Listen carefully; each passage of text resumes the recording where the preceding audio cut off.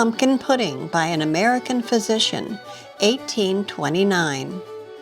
1/2 pound cooked pumpkin, 1 pint cream, 3/4 cup pounded sugar, 1/2 ounce rose water, 1/2 ounce brandy and wine combined, mace, nutmeg, and cinnamon, 3 eggs.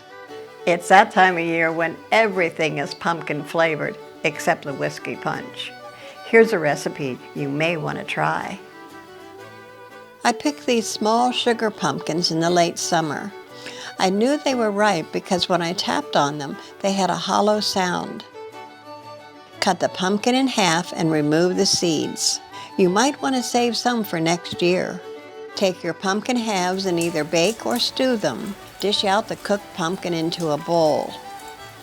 In a separate bowl, add first the pint of cream and then the sugar. Mix them together vigorously until the cream is somewhat whipped and thick.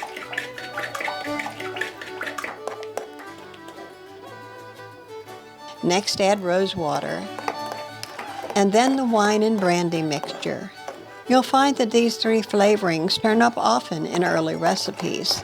Follow that by adding the spices. Mix well. Crack 3 eggs into a separate bowl. Whip them very light and stir them into the butter and sugar alternately with the pumpkin. The recipe calls this a pudding, but it has no crust. In the 1800s, open-faced pies were called puddings and generally were custards. Now you're ready to fill the pastry. The recipe says to put the pastry in a soup plate. This is different from what we call today a soup bowl. Not having one, I'm using a deep dish dinner plate instead. There are many types of crust used in the early 19th century. We'll be describing those in another episode. Place the dishes in your preheated baker. The temperature should be around 350 degrees. Bake for about 45 minutes or until the testing knife comes out clean. Set the puddings to cool on the table.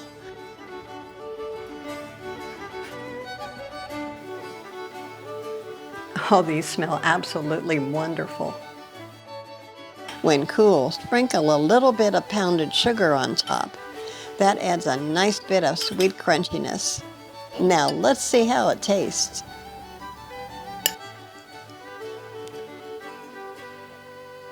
This isn't the pumpkin you expect. Give it a try.